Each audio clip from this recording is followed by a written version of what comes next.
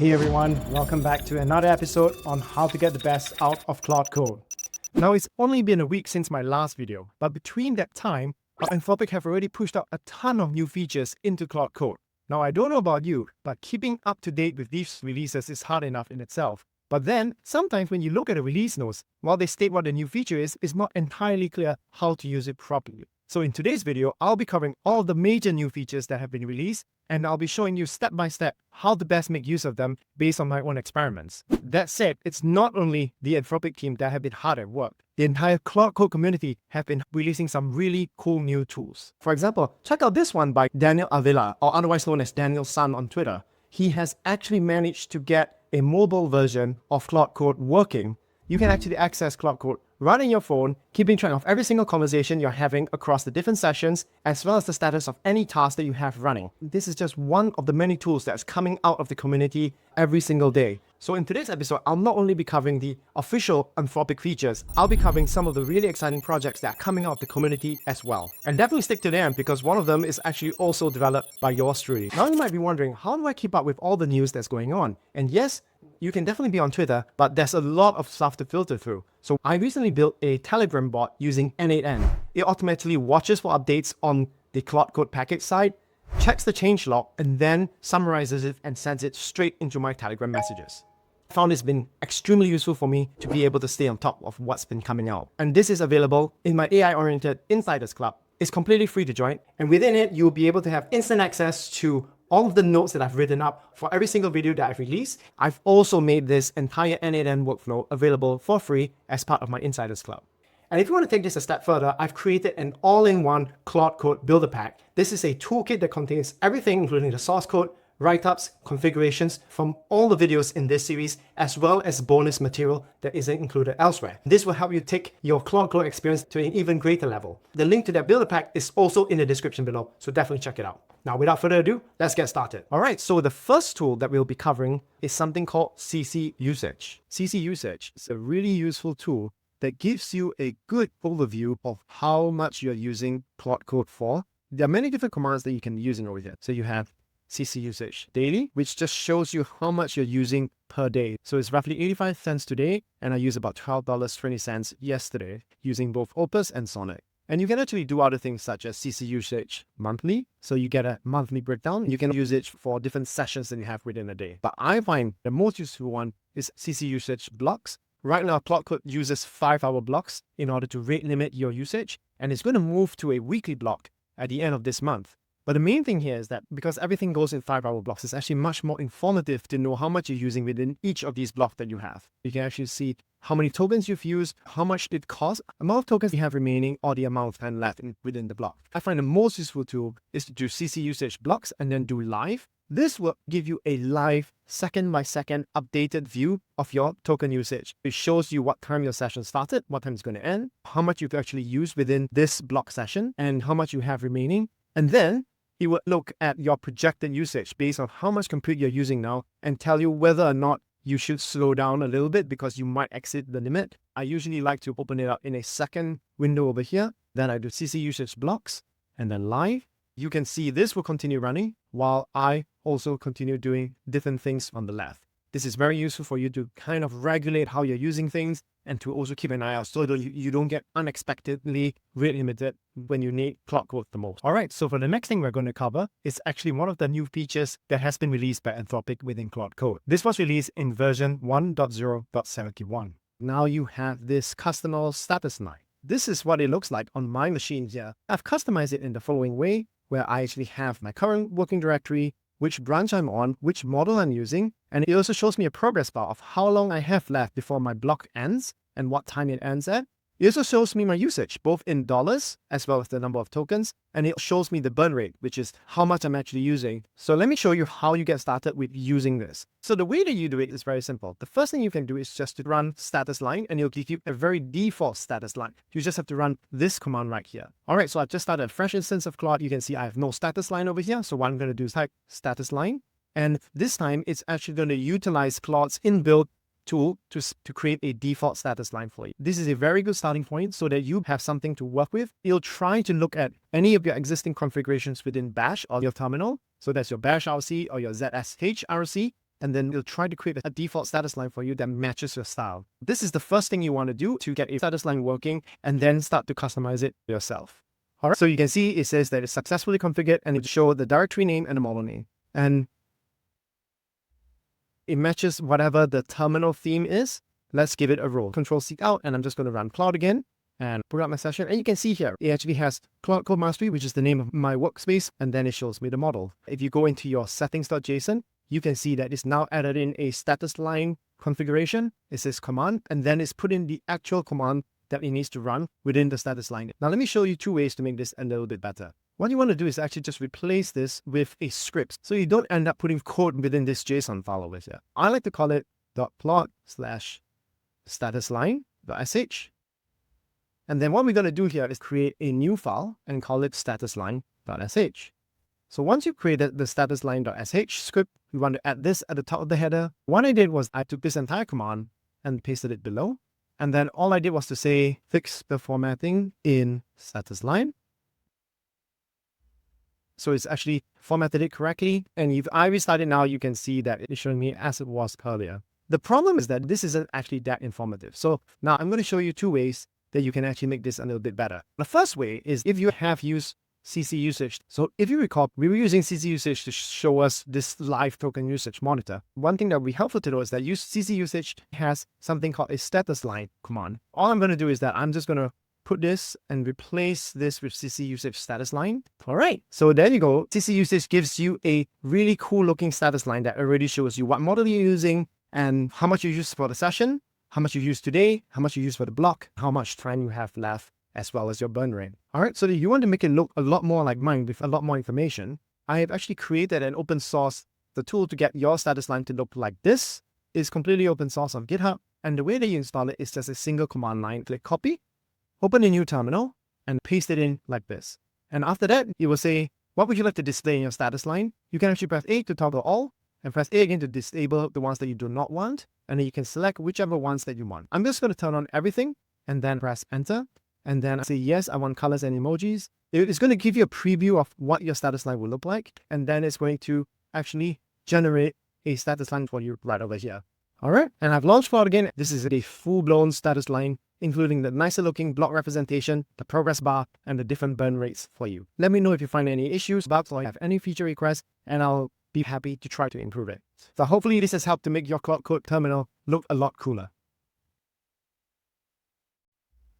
All right, this next Claude Code tool is going to blow your mind. This is called Claude Code Templates. Do not be fooled by the name, because this is more than just templates for Claude. This is actually a full-blown toolkit. It has so much functionality. It does have templates for agents that you can use, different commands, different settings, hooks, MCP servers, and many other things. It's fully open source, and it actually has several other cool things, such as an analytics dashboard, as well as what I'll show you, a mobile chat interface. And yes, this means that you can actually monitor Claude Code from your mobile device. Let me show you a few things. As you can see, I have a bunch of agents here. I'm going to install one new agent that I can make use of. All right, so let me just pick this one, for instance. This is the one I want. All right, so I'm just going to run this. And you can see it's actually installed the hackathon agent for me right here. The same thing applies to these commands over here. All right, so if I just say I want to have a changelog command, I'm just going to copy the command and then I paste it in. And there we go. You can see I have now a add changelog command over here. And then if I launch Claude, I can see that I have an add changelog to this project. If I run it, you will see it needs to add a changelog to my project. And as you can see here, it actually does quite a bunch of things. It looks through my version control history, and then it actually then tries to create a good looking changelog based on that. So while this is running, I just want to show you can do the same thing for your different settings, for your different hooks, for your different MCP servers. This is a really easy way to get hold of different tools, commands, agents, settings, and hooks very easily into your project without having to manually configure things around. And all right, so you can see here, it's actually created a changelog for me, which I'm going to preview here. So you can see it's done it in a really nice way. This talks about my insiders landing page. I'm actually revamping the insiders plug so that it's a lot more accessible and that I have a little bit more control over it. So stay tuned for news on that launch. It's definitely picked up everything just based on my commit history and the workspace, which is great. It actually also created a custom command here called changelog update, which I will use whenever I make more changes to this repository. But remember, the templates are just one aspect of this tool provide. The first thing I want to show you is the analytics dashboard. All right, and this is the analytics dashboard that they've launched, and this is really cool because it shows you the usage. This one shows you everything like the number of conversations you have, total number of sessions. It shows you really nice statistics around your token analytics, including which tools get run the most and your daily productivity trends. It's just really fun to look at. It allows you to get a very high-level view of how your usage of Claude is. Now, the second thing I want to show you is something called the chat user interface. Now with this one, it gives you a mobile-friendly interface of all the different chats that you have across your Claude Code sessions. If you open up this one over here, you can see that we were using the changelog command earlier. You can see that this is being reflected here in this chat window. Now, if you have a mobile-friendly interface, how great would it be to actually have this running on your phone? So in order to do so, you need to install something called Cloud Fan Tunnel. And there are instructions of how you can get hold of this for all the different operating systems that you have. And I've already installed it. So once you've installed it, you just have to do tunnel at the end. And then what it's going to do is create a tunnel to your running instance up in a browser. This is actually running on a live public URL. I'm going to just hop back into Claude Code because I have this running on my phone right now. So I'm just going to show you here. The last message I received was this changelog setup complete. And I successfully set up a comprehensive changelog system. You can see everything that I have on my phone is exactly the same thing on screen. This gives you a useful way to monitor your Claude Code runs while you're using your phone. I can't wait to see whether or not in the future you're going to be able to actually also send in commands as well, because that will really make this extremely useful when you're not at your desk. All right, so that is Claude Code templates. You should definitely give this repository a star and follow Daniel on Twitter because he posts not only things related to Claude Code templates, but many other cool tips and tricks related to using Claude Code as well. All right, this other feature is called background commands.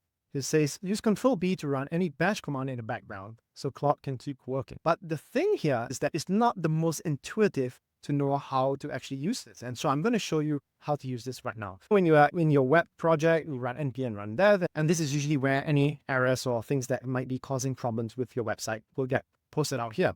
So I'm just going to open my website over here. And as you can see, this is a revamp of the Insiders Club that I'm working on. The way that you do this within Claude is that now you say run npm run dev. Then it's going to prompt you whether you want to run it in the background. So you can press Control-B now, and it will tell you that it's monitoring this in the background. I'm just going to break something over here. I'm going to put React T, and then it's going to throw this error over here. All right. And what I'm going to do, I'll be like, check the terminal for errors and fix. All right, so you can see it's actually reading this shell output, and it actually sees the errors automatically for you. It knows that there's a typo, and then it's just going to link the fix, and then this is back to normal. And this is the other thing that is not super obvious. It's just say you want to end the process. You can see one bash running at the bottom of your prompt, right? Press down here, press enter, and you can see the running shell. And then from here, you can actually get a lot of details about how long it's been running, what the command was, and the actual output. Press enter to jump back out, or if you want to kill it, you can actually press OK, and this will kill the running process, and then this page will no longer load up.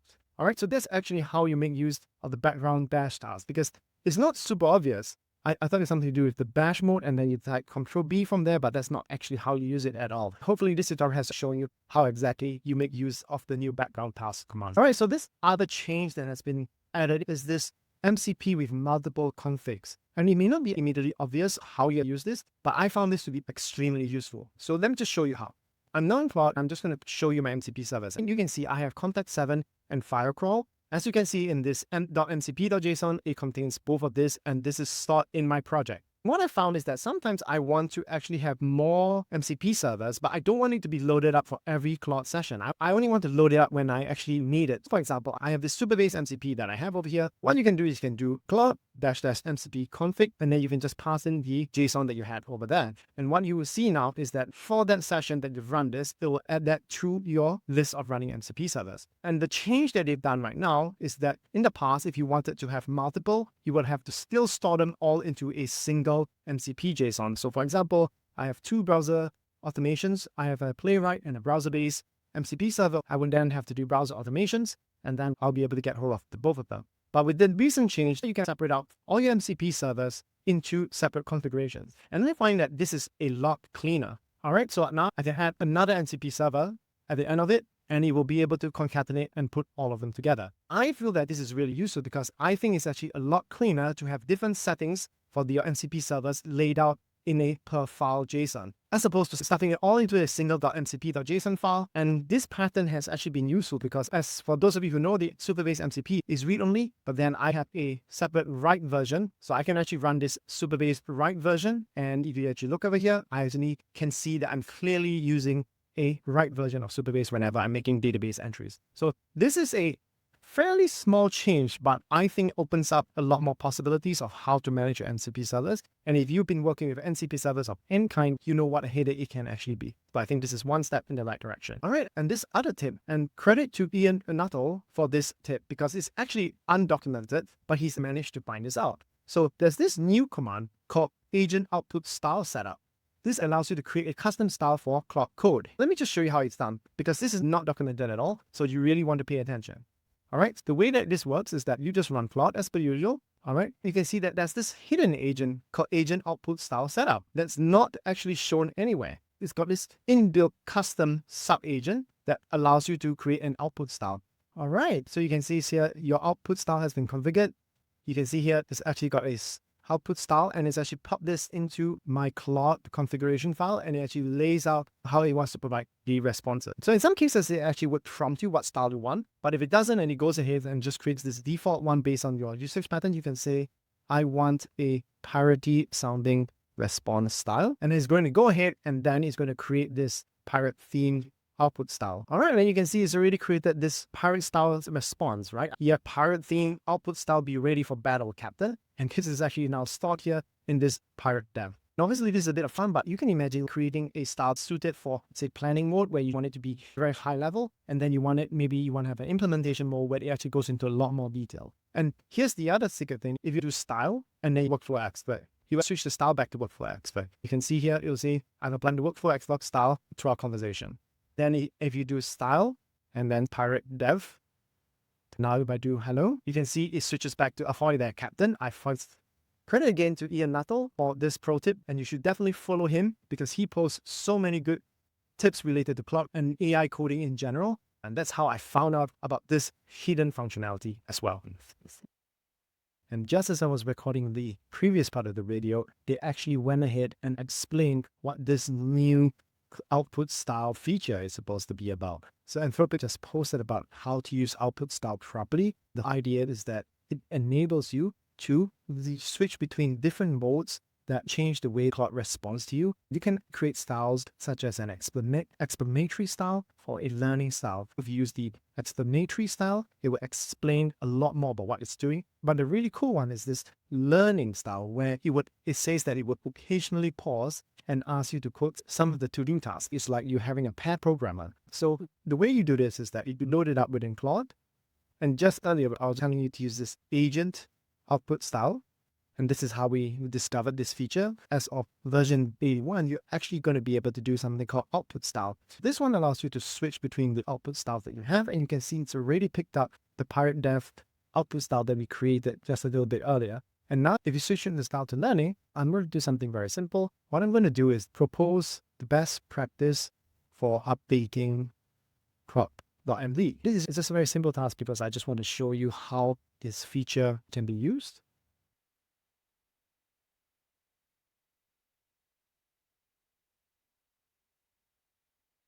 All right, so check this out. Now it says it's going to analyze the Claude MD structure and gives you the insight. So this is the style that it has, is that it's actually going to help you to learn how to actually perform this task, right? All right, so it's actually giving you a much deeper insight into how we can do this. And if you actually say like, let's pair on updating. So now it's kicked off into this pair programming mode. And you can see here, it says now let's collaborate on the updates. I'll prepare a section for you to contribute to. And now you can see it's gone into this learning by doing mode. In this mode, it tries to get you to work together with it so that you can learn how you can actually update this file in a much better way if you wanted to do it manually. So he says, I've added a version history section to maintain a clear record of changes over time. Your task is to fill in the version history section with 2 to 3 version histories. Look for to-do human. So let's just do this right now. We're going to pull this up and I'm going to look for to-do You can see it's actually coming here, and it says right over here, I'm supposed to add in this and this format, and then include the major changes, new features, and birthday changes.